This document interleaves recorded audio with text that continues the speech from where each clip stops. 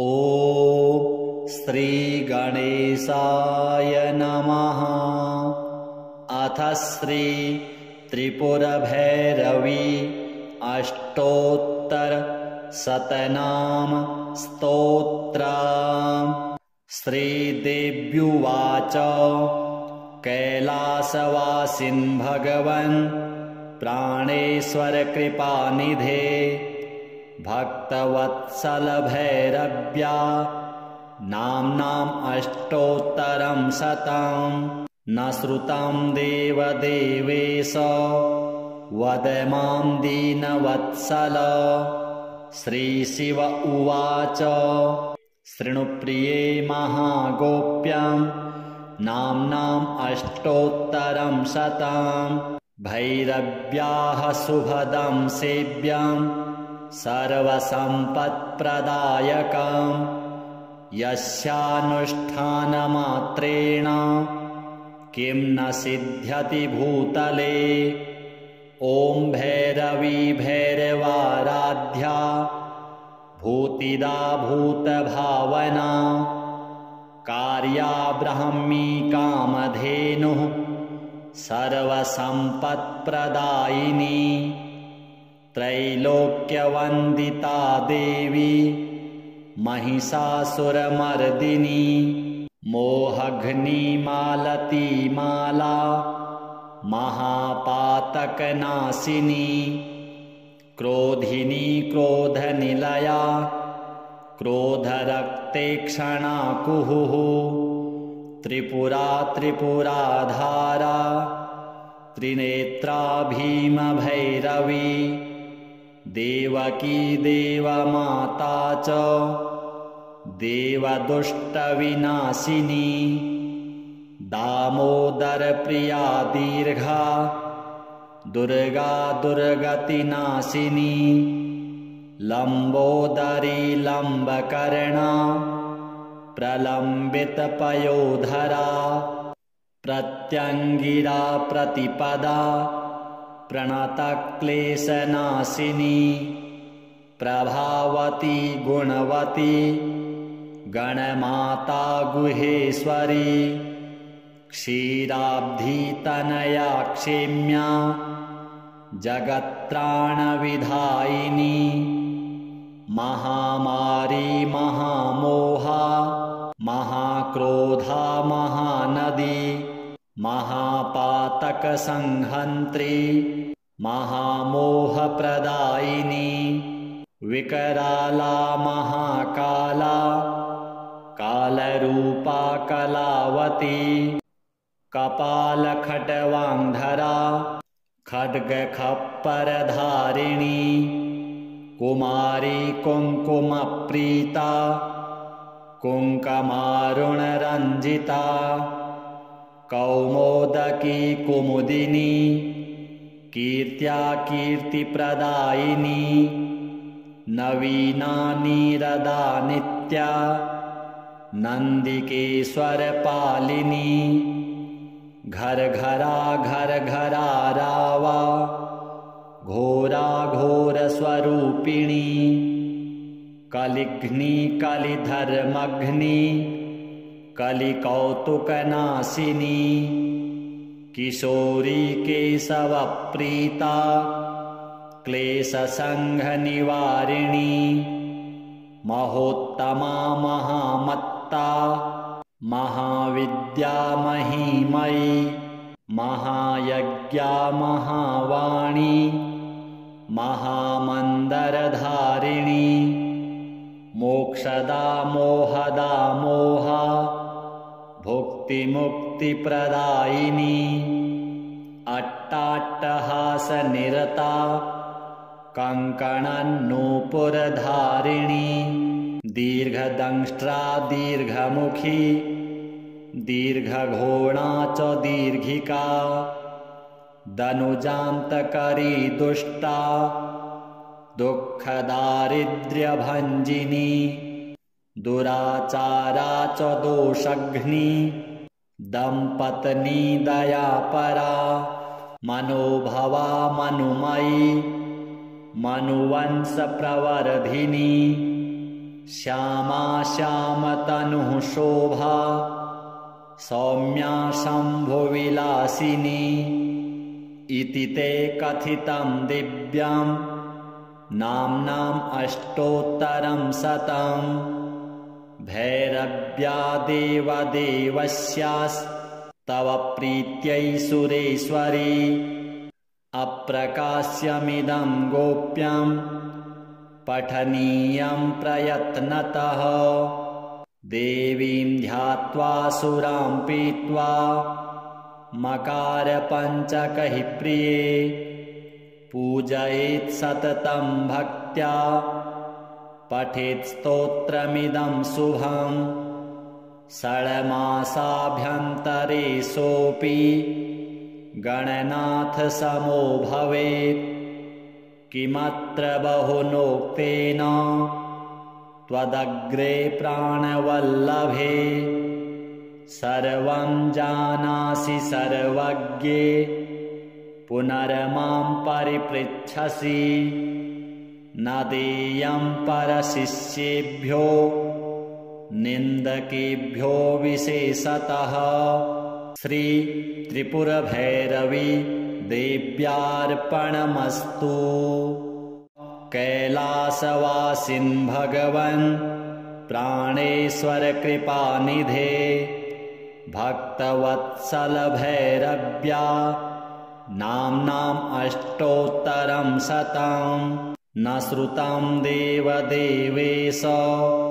वद मां दीनवत्सल। श्रीशिव उवाच शृणुप्रिये महागोप्यं नाम्नाम् अष्टोत्तरं शतं भैरव्याः शुभदं सेव्यं सर्वसम्पत्प्रदायकं यस्यानुष्ठानमात्रेण किं न सिद्ध्यति भूतले। ॐ भैरवी भैरवाराध्या भूतिदा भूतभावना कार्या ब्राह्मी कामधेनुः सर्वसम्पत्प्रदायिनी त्रैलोक्यवन्दिता देवी महिषासुरमर्दिनी मोहघ्निमालती माला महापातकनाशिनी क्रोधिनी क्रोधनिलया क्रोधरक्तेक्षणा कुहुः त्रिपुरा त्रिपुराधारा त्रिनेत्रा भीमभैरवी देवकी देवमाता च देवदुष्टविनाशिनी दामोदरप्रिया दीर्घा दुर्गा दुर्गतिनाशिनी लम्बोदरी लम्बकर्णा प्रलम्बितपयोधरा प्रत्यङ्गिरा प्रतिपदा प्रणतक्लेशनाशिनी प्रभावती गुणवती गणमाता गुहेश्वरी क्षीराब्धितनया क्षेम्या जगत्त्राणविधायिनी महामारी महामोहा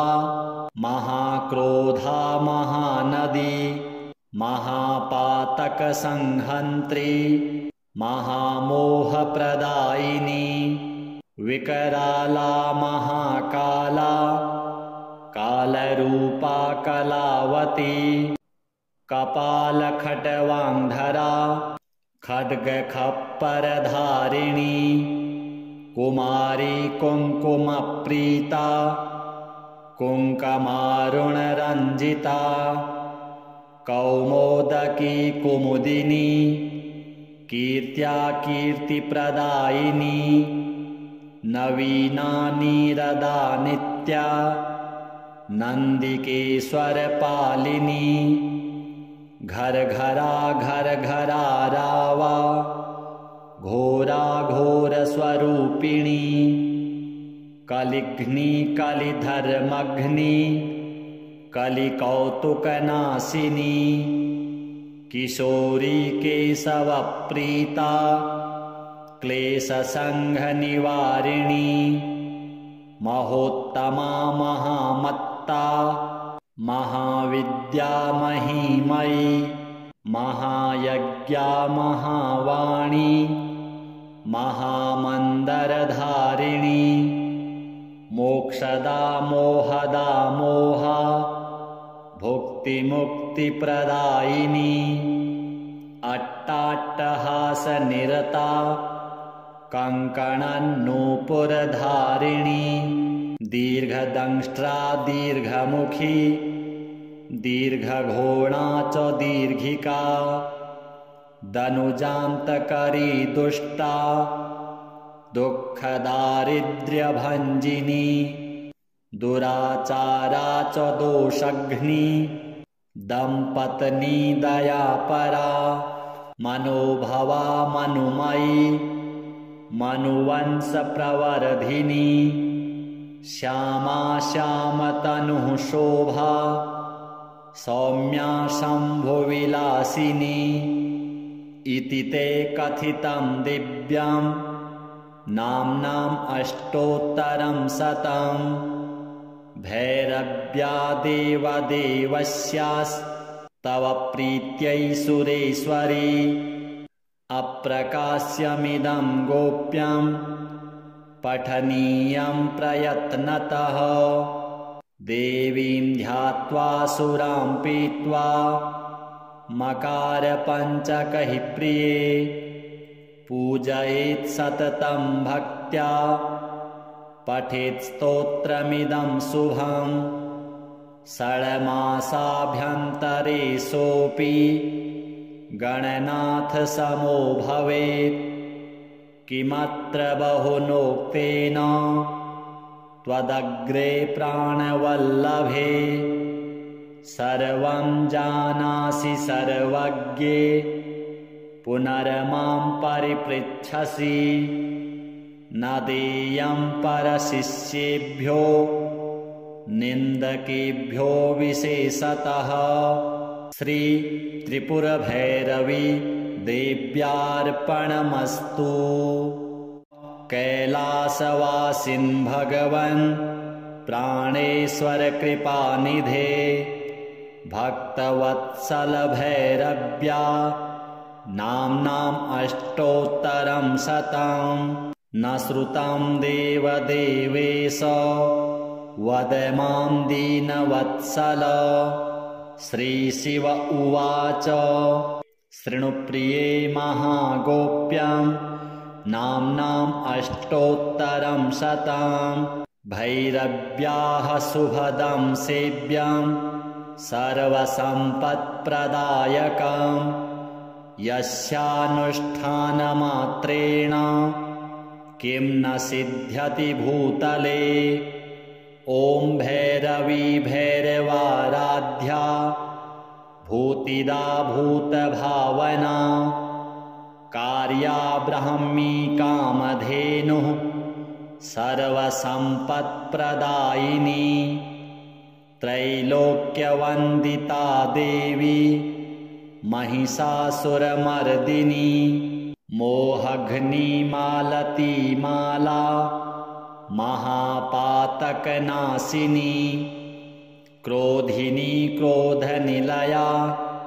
क्रोधरक्तेक्षणा कुहुः त्रिपुरा त्रिपुराधारा त्रिनेत्रा भीमभैरवी देवकी देवमाता च देवदुष्टविनाशिनी दामोदरप्रिया दीर्घा दुर्गा दुर्गतिनाशिनी लम्बोदरी लम्बकर्णा प्रलम्बितपयोधरा प्रत्यङ्गिरा प्रतिपदा प्रणतक्लेशनाशिनी प्रभावती गुणवती गणमाता गुहेश्वरी क्षीराब्धितनया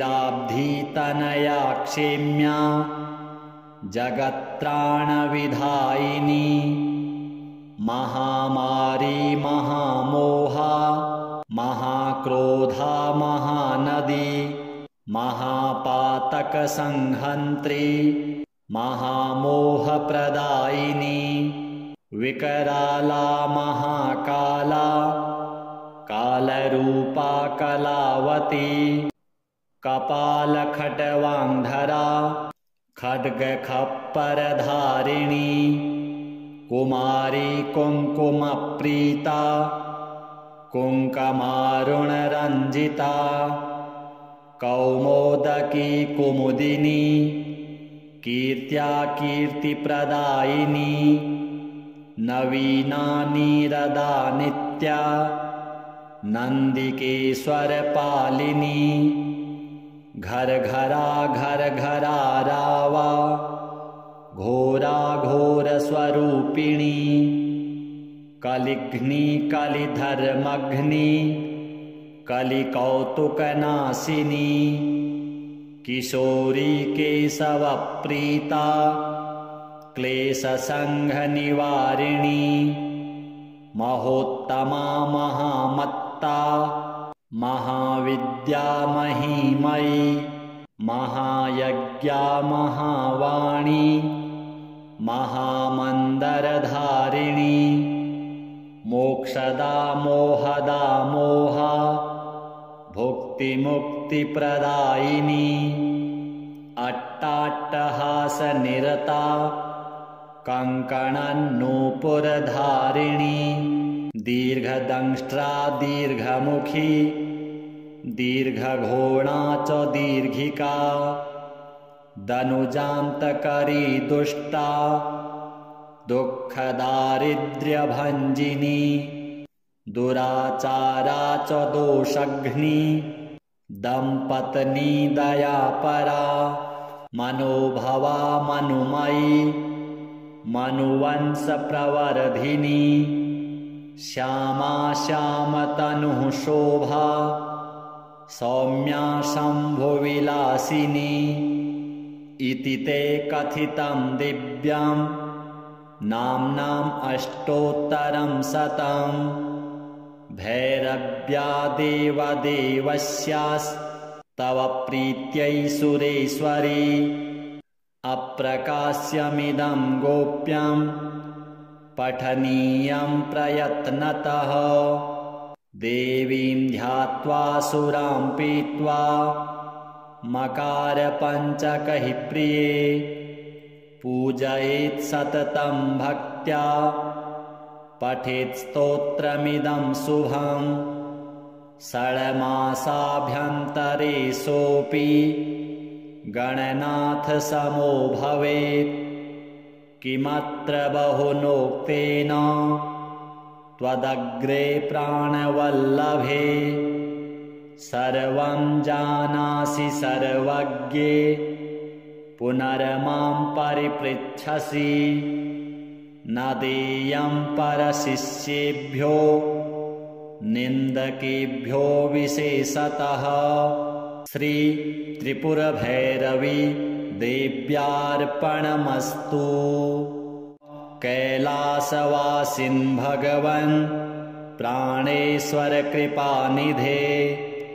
भक्तवत्सल भैरव्या नाम्नाम् अष्टोत्तरं शतं न श्रुतं देवदेवेश वद मां दीनवत्सल। श्रीशिव उवाच शृणुप्रिये महागोप्यं नाम्नाम् अष्टोत्तरं शतं भैरव्याः शुभदं सेव्यं सर्वसम्पत्प्रदायकं यस्यानुष्ठानमात्रेण किं न सिद्ध्यति भूतले। ॐ भैरवी भैरवाराध्या भूतिदा भूतभावना कार्या ब्राह्मी कामधेनुः सर्वसम्पत्प्रदायिनी त्रैलोक्यवन्दिता देवी महिषासुरमर्दिनी मोहघ्नी मालती माला महापातकनाशिनी क्रोधिनी क्रोधनिलया क्रोधरक्तेक्षणा कुहुः त्रिपुरा त्रिपुराधारा त्रिनेत्रा भीमभैरवी देवकी देवमाता च देवदुष्टविनाशिनी दामोदरप्रिया दीर्घा दुर्गा दुर्गतिनाशिनी लम्बोदरी लम्बकर्णा प्रलम्बितपयोधरा प्रत्यङ्गिरा प्रतिपदा प्रणतक्लेशनाशिनी प्रभावती गुणवती गणमाता गुहेश्वरी क्षीराब्धितनया क्षेम्या जगत्त्राणविधायिनी महामारी महामोहा महाक्रोधा महानदी महापातकसंहन्त्री महामोहप्रदायिनी विकराला महाकाला कालरूपा कलावती कपालखट्वान्धरा खड्गखप्परधारिणी कुमारी कुङ्कुमप्रीता कुङ्कमारुणरञ्जिता कौमोदकी कुमुदिनी कीर्त्या कीर्तिप्रदायिनी नवीना नीरदा नित्या नन्दिकेश्वरपालिनी घर घरा रावा घोरा घोरस्वरूपिणी कलिघ्नी कलिधर्मघ्नी कलिकौतुकनाशिनी किशोरी केशवप्रीता क्लेशसङ्घनिवारिणी महोत्तमा महामत्ता महाविद्या महीमयी महायज्ञा महावाणी महामन्दरधारिणी मोक्षदा मोहदा मोहा भुक्तिमुक्तिप्रदायिनी अट्टाट्टहासनिरता कङ्कणन्नूपुरधारिणी दीर्घदंष्ट्रा दीर्घमुखी दीर्घघोणा च दीर्घिका दनुजान्तकरी दुष्टा दुःखदारिद्र्यभञ्जिनी दुराचारा च दोषघ्नी दम्पत्नी दयापरा मनोभवा मनुमयी मनुवंशप्रवर्धिनी श्यामा श्यामतनुः शोभा सौम्या शम्भुविलासिनी इति ते कथितं दिव्यं नाम्नाम् अष्टोत्तरं शतं भैरव्या देवदेवस्यास्तव प्रीत्यै सुरेश्वरी अप्रकाश्यमिदं गोप्यं पठनीयं प्रयत्नतः देवीं ध्यात्वा सुरां पीत्वा मकारपञ्चकैः प्रिये पूजयेत् सततं भक्त्या पठेत् स्तोत्रमिदं शुभं षड्मासाभ्यन्तरे सोऽपि गणनाथसमो भवेत् किमत्र बहुनोक्तेन त्वदग्रे प्राणवल्लभे सर्वं जानासि सर्वज्ञे पुनर्मां परिपृच्छसि न देयं परशिष्येभ्यो निन्दकेभ्यो विशेषतः श्री त्रिपुरभैरवी देव्यार्पणमस्तु। कैलासवासिन् भगवन् प्राणेश्वर कृपानिधे भक्तवत्सल भैरव्या नाम्नाम् अष्टोत्तरं शतं न श्रुतं देवदेवेश वद मां दीनवत्सल। श्रीशिव उवाच शृणुप्रिये महागोप्यं नाम्नाम् अष्टोत्तरं शतं भैरव्याः शुभदं सेव्यं सर्वसम्पत्प्रदायकं यस्यानुष्ठानमात्रेण किं न सिद्ध्यति भूतले। ॐ भैरवी भैरवाराध्या भूतिदा भूतभावना कार्या ब्राह्मी कामधेनुः सर्वसम्पत्प्रदायिनी त्रैलोक्यवन्दिता देवी महिषासुरमर्दिनी मोहघ्निमालती माला महापातकनाशिनी क्रोधिनी क्रोधनिलया क्रोधरक्तेक्षणा कुहुः त्रिपुरा त्रिपुराधारा त्रिनेत्रा भीमभैरवी देवकी देवमाता च देवदुष्टविनाशिनी दामोदरप्रिया दीर्घा दुर्गा दुर्गतिनाशिनी लम्बोदरी लम्बकर्णा प्रलम्बितपयोधरा प्रत्यङ्गिरा प्रतिपदा प्रणतक्लेशनाशिनी प्रभावती गुणवती गणमाता गुहेश्वरी क्षीराब्धितनया क्षेम्या जगत्त्राणविधायिनी महामारी महामोहा महाक्रोधा महानदी महापातकसंहन्त्री महामोहप्रदायिनी विकराला महाकाला कालरूपा कलावती कपालखट्वान्धरा खड्गखप्परधारिणी कुमारी कुङ्कुमप्रीता कुङ्कमारुणरञ्जिता कौमोदकी कुमुदिनी कीर्त्या कीर्तिप्रदायिनी नवीना नीरदा नित्या नन्दिकेश्वरपालिनी घर घरा घर घरा रावा घोरा घोरस्वरूपिणी कलिघ्नि कलिधर्मघ्नि कलिकौतुकनाशिनी किशोरी केशवप्रीता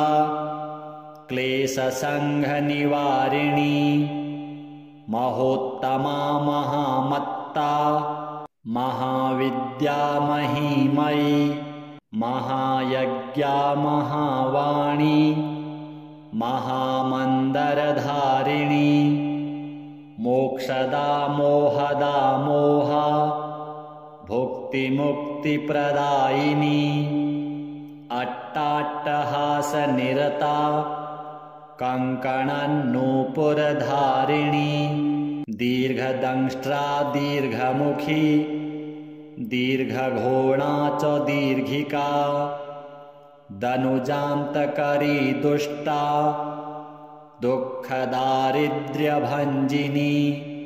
दुराचारा च दोषघ्नी दम्पत्नी दयापरा मनोभवा मनुमयी मनुवंशप्रवर्धिनी श्यामा श्यामतनुः शोभा सौम्या शम्भुविलासिनी इति ते कथितं दिव्यं नाम्नाम् अष्टोत्तरं शतं भैरव्या देवदेवस्यास्तव प्रीत्यै सुरेश्वरी अप्रकाश्यमिदं गोप्यं पठनीयं प्रयत्नतः देवीं ध्यात्वा सुरां पीत्वा मकारपञ्चकैः प्रिये पूजयेत् सततं भक्त्या पठेत् स्तोत्रमिदं शुभम् षड्मासाभ्यन्तरे सोऽपि गणनाथसमो भवेत् किमत्र बहुनोक्तेन त्वदग्रे प्राणवल्लभे सर्वं जानासि सर्वज्ञे पुनर्मां परिपृच्छसि न देयं परशिष्येभ्यो निन्दकेभ्यो विशेषतः श्री त्रिपुरभैरवी देव्यार्पणमस्तु।